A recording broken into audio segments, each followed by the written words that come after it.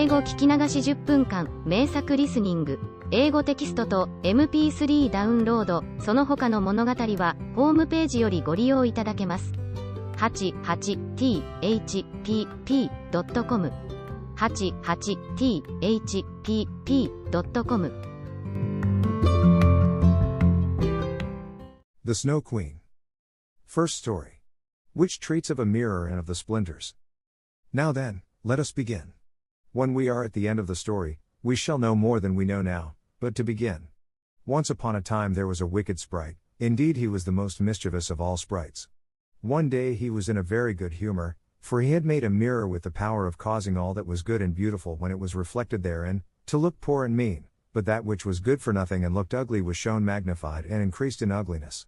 In this mirror the most beautiful landscapes looked like boiled spinach, and the best persons were turned into frights, or appeared to stand on their heads. Their faces were so distorted that they were not to be recognized, and if anyone had a mole, you might be sure that it would be magnified and spread over both nose and mouth. "That's glorious fun," said the sprite. If a good thought passed through a man's mind, then a grin was seen in the mirror, and the sprite laughed heartily at his clever discovery. All the little sprites who went to his school, for he kept a sprite school, told each other that a miracle had happened, and that now only, as they thought, it would be possible to see how the world really looked. They ran about with the mirror, and at last there was not a land or a person who was not represented distorted in the mirror. So then they thought they would fly up to the sky, and have a joke there. The higher they flew with the mirror, the more terribly it grinned, they could hardly hold it fast.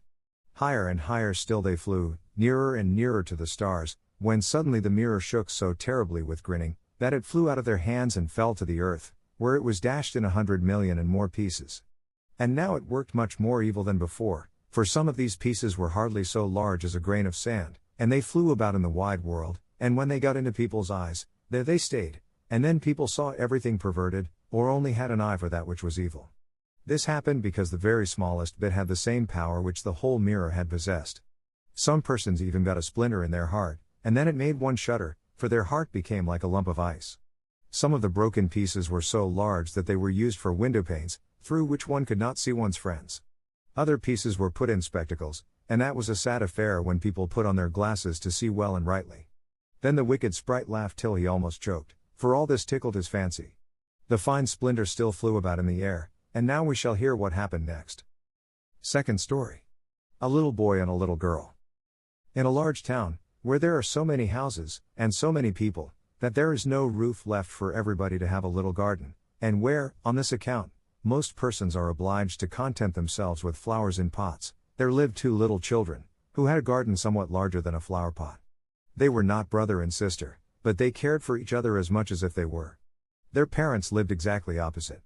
They inhabited two garrets, and where the roof of the one house joined that of the other, and the gutter ran along the extreme end of it, there was to each house a small window. One needed only to step over the gutter to get from one window to the other. The children's parents had large wooden boxes there, in which vegetables for the kitchen were planted, and little rose trees besides. There was a rose in each box, and they grew splendidly. They now thought of placing the boxes across the gutter, so that they nearly reached from one window to the other, and looked just like two walls of flowers. The tendrils of the peas hung down over the boxes, and the rose trees shot up long branches, twined round the windows, and then bent towards each other. It was almost like a triumphant arch of foliage and flowers. The boxes were very high, and the children knew that they must not creep over them, so they often obtained permission to get out of the windows to each other, and to sit on their little stools among the roses, where they could play delightfully. In winter there was an end of this pleasure. The windows were often frozen over, but then they heated copper farthings on the stove, and laid the hot farthing on the window pane, and then they had a capital peephole, quite nicely rounded, and out of each peeped a gentle friendly eye. It was the little boy and the little girl who were looking out. His name was Kay, hers was Gerda. In summer, with one jump, they could get to each other, but in winter they were obliged first to go down the long stairs, and then up the long stairs again, and out of doors there was quite a snowstorm. "It is the white bees that are swarming," said Kay's old grandmother. "Do the white bees choose a queen?" asked the little boy, for he knew that the honeybees always have one. "Yes," said the grandmother, "she flies where the swarm hangs in the thickest clusters. She is the largest of all, and she can never remain quietly on the earth, but goes up again into the black clouds. Many a winter's night she flies through the streets of the town, and peeps in at the windows, and they then freeze in so wondrous a manner that they look like flowers." "Yes, I have seen it," said both the children, and so they knew that it was true. "Can the Snow Queen come in?" said the little girl. "Only let her come in," said the little boy. "Then I'd put her on the stove, and she'd melt." And then his grandmother patted his head and told him other stories. In the evening, when little Kay was at home, and half undressed, he climbed up on the chair by the window and peeped out of the little hole. A few snowflakes were falling, and one, the largest of all, remained lying on the edge of a flower pot. The flake of snow grew larger and larger, and at last it was like a young lady, dressed in the finest white gauze, made of a million little flakes like stars. She was so beautiful and delicate, but she was of ice, of dazzling, sparkling ice, yet she lived, her eyes gazed fixedly, like two stars, but there was neither quiet nor repose in them. She nodded towards the window, and beckoned with her hand. The little boy was frightened and jumped down from the chair. It seemed to him as if, at the same moment, a large bird flew past the window. The next day it was a sharp frost, and then the spring came, the sun shone, the green leaves appeared, the swallows built their nests, the windows were opened, and the little children again sat in their pretty garden, high up on the leads at the top of the house. That summer the roses flowered in unwonted beauty. The little girl had learned a hymn, in which there was something about roses, and then she thought of her own flowers, and she sang the verse to the little boy, who then sang it with her. "The rose in the valley is blooming so sweet, and angels descend there the children to greet." And the children held each other by the hand, kissed the roses, looked up at the clear sunshine, and spoke as though they really saw angels there. What lovely summer days those were! How delightful to be out in the air, near the fresh rose bushes, that seem as if they would never finish blossoming. Kay and Gerda looked at the picture book full of beasts and of birds, and it was then, the clock in the church tower was just striking 5, that Kay said, "Oh, I feel such a sharp pain in my heart, and now something has got into my eye." The little girl put her arms around his neck. He winked his eyes, now there was nothing to be seen. "I think it is out now," said he, but it was not. It was just one of those pieces of glass from the magic mirror that had got into his eye, and poor Kay had got another piece right in his heart. "It will soon become like ice." It did not hurt any longer, but there it was. "What are you crying for?" asked he. "You look so ugly." "There's nothing the matter with me." "Ah," said he at once, "that rose is cankered. And look, this one is quite crooked. After all, these roses are very ugly. They are just like the box they are planted in." And then he gave the box a good kick with his foot, and pulled both the roses up. "What are you doing?" cried the little girl, and as he perceived her fright, he pulled up another rose, got in at the window, and hastened off from dear little Gerda. Afterwards, when she brought her picture book, he asked, "What horrid beasts have you there?" And if his grandmother told them stories, he always interrupted her. Besides, if he could manage it, he would get behind her, put on her spectacles, and imitate her way of speaking. He copied all her ways, and then everybody laughed at him. He was soon able to imitate the gait and manner of everyone in the street. Everything that was peculiar and displeasing in them, that Kay knew how to imitate, and at such times all the people said, "The boy is certainly very clever." But it was the glass he had got in his eye, the glass that was sticking in his heart, which made him tease even little Gerda, whose whole soul was devoted to him. His games now were quite different to what they had formerly been, they were so very knowing. One winter's day, when the flakes of snow were flying about, he spread the skirts of his blue coat, and caught the snow as it fell. "Look through this glass, Gerda," said he. And every flake seemed larger and appeared like a magnificent flower, or beautiful star. It was splendid to look at. "Look, how clever," said Kay. "That's much more interesting than real flowers. They are as exact as possible, there is not a fault in them, if they did not melt." It was not long after this, that Kay came one day with large gloves on, and his little sledge at his back, and bawled right into Gerda's ears, "I have permission to go out into the square where the others are playing," and off he was in a moment. There, in the marketplace, some of the boldest of the boys used to tie their sledges to the carts as they passed by, and so they were pulled along, and got a good ride. It was so capital. Just as they were in the very height of their amusement, a large sledge passed by. It was painted quite white, and there was someone in it wrapped up in a rough white mantle of fur, with a rough white fur cap on his head.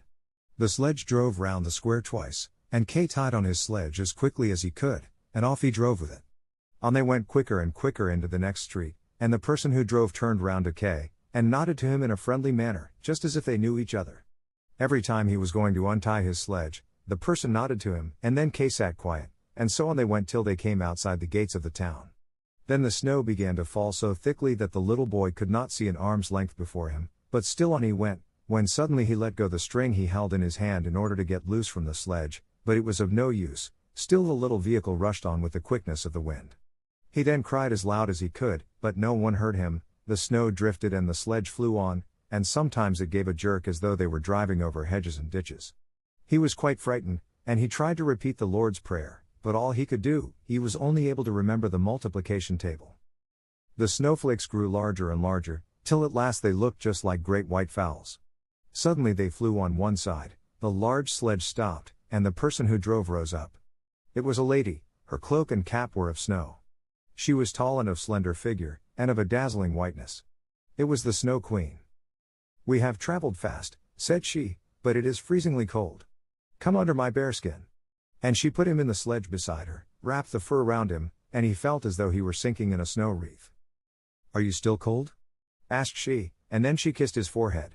Ah! It was colder than ice, it penetrated to his very heart, which was already almost a frozen lump. It seemed to him as if he were about to die, but a moment more and it was quite congenial to him, and he did not remark the cold that was around him. My sledge. Do not forget my sledge. It was the first thing he thought of. It was there tied to one of the white chickens, who flew along with it on his back behind the large sledge. The Snow Queen kissed Kay once more, and then he forgot little Gerda, grandmother, and all whom he had left at his home. "Now you will have no more kisses," said she, "or else I should kiss you to death." Kay looked at her. She was very beautiful, a more clever or a more lovely countenance he could not fancy to himself, and she no longer appeared of ice as before, when she sat outside the window and beckoned to him. In his eyes she was perfect, he did not fear her at all, and told her that he could calculate in his head and with fractions, even, that he knew the number of square miles there were in the different countries, and how many inhabitants they contained, and she smiled while he spoke. It then seemed to him as if what he knew was not enough, and he looked upwards in the large huge empty space above him, and on she flew with him, flew high over the black clouds, while the storm moaned and whistled as though it were singing some old tune. On they flew over woods and lakes, over seas and many lands, and beneath them the chilling storm rushed fast, the wolves howled, the snow crackled, above them flew large screaming crows, but higher up appeared the moon, quite large and bright, and it was on it that Kay gazed during the long, long winter's night, while by day he slept at the feet of the Snow Queen. Third story. Of the flower garden at the old woman's who understood witchcraft. But what became of little Gerda when Kay did not return? Where could he be? Nobody knew, nobody could give any intelligence. All the boys knew was, that they had seen him tie his sledge to another large and splendid one, which drove down the street and out of the town. Nobody knew where he was, many sad tears were shed, and little Gerda wept long and bitterly. At last she said he must be dead, that he had been drowned in the river which flowed close to the town. Oh! Those were very long and dismal winter evenings. At last spring came, with its warm sunshine. "Kay is dead and gone," said little Gerda. "That I don't believe," said the sunshine. "Kay is dead and gone," said she to the swallows. "That I don't believe," said they, and at last little Gerda did not think so any longer either. "I'll put on my red shoes," said she, one morning, "Kay has never seen them, and then I'll go down to the river and ask there." It was quite early, she kissed her old grandmother, who was still asleep, put on her red shoes, and went alone to the river. "Is it true that you have taken my little playfellow? I will make you a present of my red shoes, if you will give him back to me." 英語聞き流し10分間、名作リスニング。英語テキストと MP3 ダウンロード、その他の物語は、ホームページよりご利用いただけます。88thpp.com 88thpp.com